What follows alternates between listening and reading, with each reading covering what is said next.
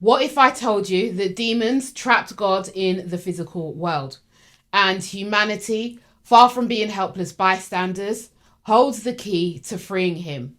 What if I also told you that you are God, and the world you inhabit is a meticulously designed prison, not just for your body, but for your mind and spirit? You might wonder, isn't God more powerful than any force, even demons? How could he become trapped? And if God is within me or within all of us, then doesn't that make everyone divine? Why would divinity be imprisoned? And what can we do about it? The answers to these questions lie at the heart of a secret gospel, one that reveals this profound truth: that humanity is divine, yet ensnared in a material world, controlled by cosmic forces of deception. I'm going to teach you how these forces, known as the archons, manipulate our reality, how they keep us blind to our true nature, and most importantly, how we can break free and reclaim our power as gods. To understand this cosmic trap, we must turn to Gnosticism, an esoteric branch of Christianity that emphasizes inner knowledge as the path to liberation. Among the many banned Gnostic texts, the Second Treatise of Seth stands out. It reveals that the material world was not created by a benevolent God, but by oppressive entities called the archons, a term derived from the Greek word for rulers. The archons, led by their chief ruler, Yaldabaoth, are cosmic jailers. Their purpose is to trap the true God's soul in cycles of ignorance and suffering, using fear and illusion to maintain control. But how did God's soul end up in the archons' world, you might ask? Imagine there's a pure infinite source of divine energy, like the ultimate power source of everything. In Gnosticism, this is called the monad, who is their representation of the true God. It's perfect beyond all things and exists in total unity. Now, from the monad came different emanations, like ripples spreading out from a stone dropped in water. These emanations are divine beings, sometimes called aeons, who exist in the higher spiritual realms. But here's where things go wrong. One of these aeons, Sophia, decided to create something on her own without the monad's guidance. In her attempt, she accidentally birthed a lower, flawed being called Yaldabaoth. This being was ignorant of the higher realms and thought that he was the only God. He and his archons, his assistants, then created the material world, our world. The demiurge then created the human physical body, but he unknowingly trapped pieces of the divine light from the monad inside them. The material world is like a one-way road for the soul. The Gnostics called it the double tomb. One tomb being the physical body, which keeps divinity locked in flesh, and the other tomb being ignorance, which binds the soul to cycles of suffering. In the Second Treatise of the Great Seth, Jesus is portrayed not as a traditional saviour, but as a messenger of hidden truths. Moved by compassion for Sophia and humanity, he descended from the Pleroma into the archon's domain to awaken humanity. The Gospel says, "I came down to those who are mine from the place of light. I escaped from those who were in error, and I went to those who were mine, to those who received me." His mission was twofold. One was to reveal that the material world is not the ultimate reality, and two, to expose the archon's authority as an illusion designed to keep humanity from recognizing its divine essence. In one striking passage, Jesus declares to the archons, "They plotted against me, thinking they would capture me. They did not see me, for I was altering my forms, changing from shape to shape. And so, when they condemned me, they seized only a man of their kind. They did not recognize me. They were senseless and blind. They saw me, they punished me, but someone else, their father, drank the gall and the vinegar. It was not I. They struck me with the reed. It was another, Simon, who bore the cross on his shoulder. I was rejoicing in the heights over all, and I was laughing at their ignorance. Here, Jesus completely subverts the traditional crucifixion narrative. He was never truly harmed by the archons' actions. This passage strengthens the idea that suffering is an illusion imposed by false rulers and their power is restricted to the physical world.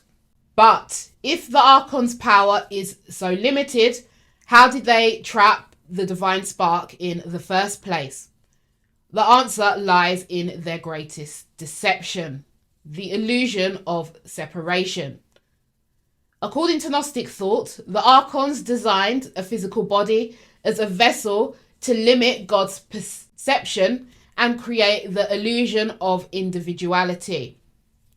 They crafted the human being to exist in a state of blindness, unable to perceive the true nature of reality.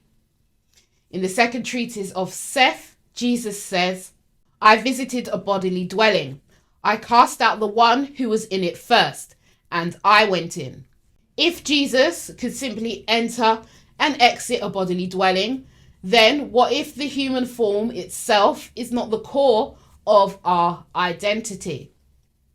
Consider this. Modern science tells us that the human body can only perceive a tiny fraction of reality, a sliver of frequency known as visible light. The electromagnetic spectrum encompasses a vast range of frequencies, yet visible light accounts for less than 0.005% of our reality, and our eyes can only pick up a fraction of that 0.005%. In essence, we are blind to the vastness of existence. The truth is, we are everywhere and everything all at once. But the human body acts as a filter, blocking out the full spectrum of reality to make us believe that we are separate individual beings confined to Earth. This illusion of limitation keeps us from perceiving the infinite nature of our existence. Imagine a highly advanced programmer creating a computer simulation. Within this simulation, the programmer, who controls the laws of physics, designed semi-self-aware individuals who perceive their world as real. In this scenario, the programmer wields the kind of power often attributed to God. I propose that we live in a hyper-realistic holographic reality, crafted by a malevolent force that the Gnostics symbolized as Yaldabaoth. The physical world we perceive is an illusion, a sophisticated construct decoded by our brains through the five senses. Modern science supports this idea.